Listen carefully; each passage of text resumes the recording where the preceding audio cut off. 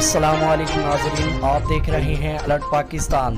तो नाज़रीन, आपको ताज़ा तरीन अपडेट से आगाह करते चलें। तहरीक लब्बैक के अमीर अल्लामा हाफ़िज़ साद हुसैन रिज़वी साहब इस वक्त सरज़मीन कराची पे पहुंच चुके हैं। नाज़रीन, कराची वालों की मोहब्बत देखें कि किस तरह अल्लामा हाफ़िज़ साद हुसैन रिज़वी साहब का इस्तकबाल कर रहे हैं। और नाज़रीन, आपको अहम तरीन अपडेट से आगाह करते चलें कि इंडिया में अल्लामा साद हुसैन रिज़वी साहब के उस बयान का बहुत तहलका मचा हुआ है। इंडिया बहुत परेशान है। अल्लामा साद हुसैन रिज़वी साहब ने जब का कहा है कि श्रीनगर पर भी इंशाअल्लाह पाकिस्तान का झंडा लहराएगा, ये उसी तरह वक्त आ गया है जैसे बाबा जी का था। नबी पाक का दीन तख्त पे आएगा और इंडिया मीडिया तब से परेशान है। नाजरीन, बहुत ही इंडिया में तहलका मचा हुआ है अल्लामा साद रिज़वी की आवाज़ का। नाजरीन, वो अल्लामा साद रिज़वी साहब को किस किस नाम से पुकारे हैं आपने सोशल मीडिया पे देखा होगा नाजरीन। और पिछली दफ़ा जैसे कराची में इलेक्शन हुए तो उस हवाला से बहुत